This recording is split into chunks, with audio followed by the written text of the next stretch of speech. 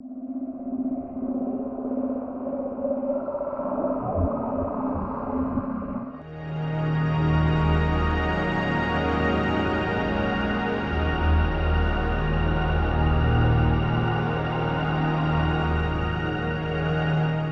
Anna Neimark, faculty at SCI-Arc and co-principal of First Office here in Los Angeles. We're right now in the SCI-Arc gallery where I've just opened a show called Root Forms Among Us. As you can see, it's a collection of photography and a house that are built side by side.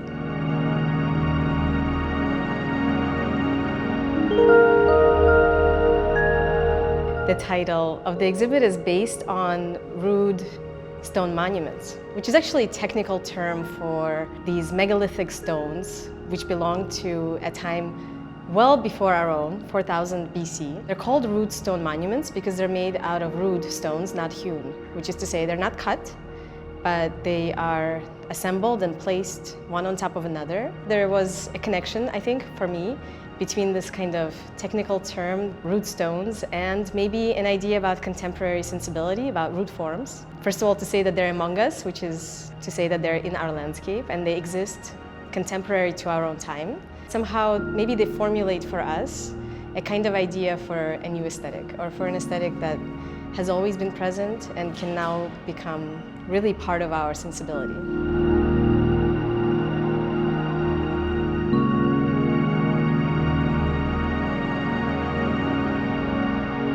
These photographs don't really see the light of day normally. In the Natural History Museum in Toulouse, they belong to a kind of huge vaulted archive of many different images that are deposited on glass plates through a kind of silver emulsion process. Those glass plates are carefully stored and stored away and archived by Frédérique Gaillard, who is the curator of the collection and the kind of the keeper of the collection. Actually going to the archive, finding out of the 15,000 the ones that really dealt with these monuments in particular and bringing them back to SCI-Arc seemed really important.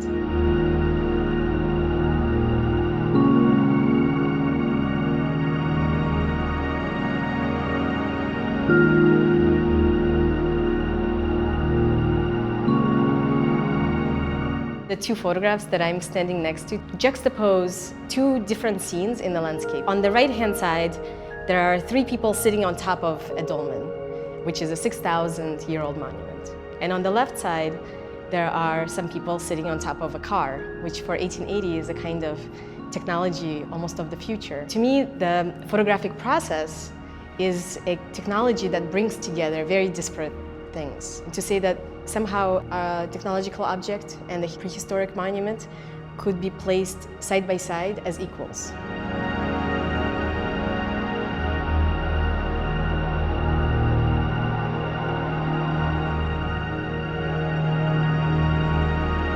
The house is 4 times larger than the dolmen in the landscape. And even though the dolmen is a monument, could we also think of it as a model for the construction of a house? It precedes, therefore, it could, perhaps. So temporarily, it comes before the house, and in terms of its size, it's smaller. So there's a kind of strange, maybe, exchange between something that seems to be a built work and a monumental work, and yet, at the same time, I'm kind of maybe lowering the monumentality to say that it's also a model.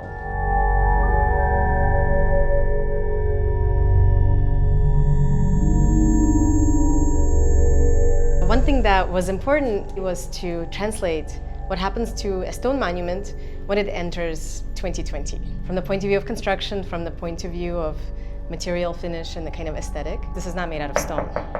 This is made out of wood and foam. It's a SIP panel, so it's a structural insulated panel. 2 sheets of OSB are hugging a kind of sandwich of APS foam. And you can see that the finish is kind of muddled. It's, of course, the material of the OSB is visible, but it's finished with a very high gloss paint and watered down quite a bit so that you can see both, a kind of high sheen and the roughness of the texture of the plywood. So as a result, it reads differently in different light conditions, and sometimes it even begins to look a little bit like stone.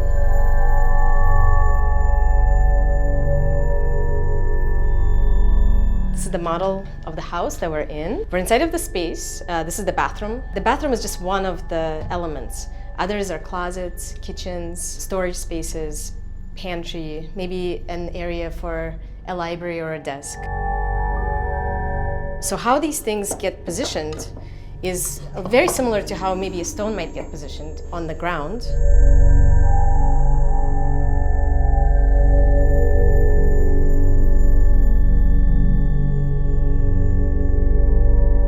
In the next space, you can see that it opens up quite a bit.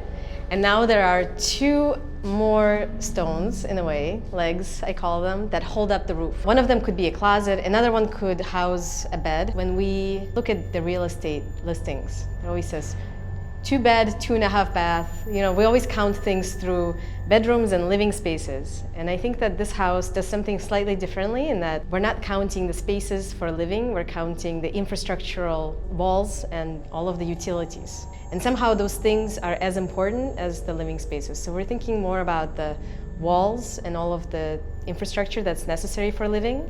And that's kind of how the plan is articulated. We built this pedestal to house 2 photographs by Eugène Trutat, which were originally printed by him. So these are prints from 1880 that capture the dolmen from the front and the side view.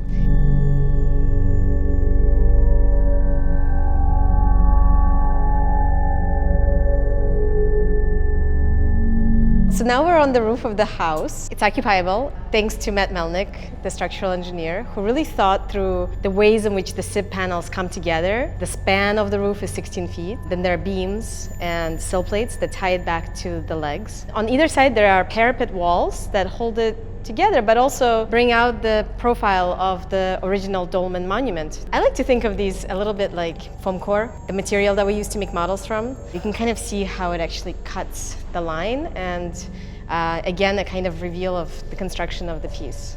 The roof is made out of 2 parts. One of them is flat and the other one is more of a water runoff or something that allows for the kind of roof profile to be a little bit more familiar. This part catches only on one leg and one part of it actually cantilevers in a kind of structural way. When the 2 pieces meet, they meet in a kind of impossible seam. And that seam is very similar to a detail in a foam core model. When you take a piece of foam core and you score it, you don't cut it all the way through and you allow it simply to bend it and for the paper to hold that structural connection in place. The way in which this exits the gallery could be just as awkward. In other words, a house that exists out there in the world probably gets squeezed similarly to how this structure is squeezed by the gallery walls, because a house in somebody's backyard is probably neighbored by something much larger than itself, sitting in the shadow, surrounded by trees and other kinds of pressures of the city.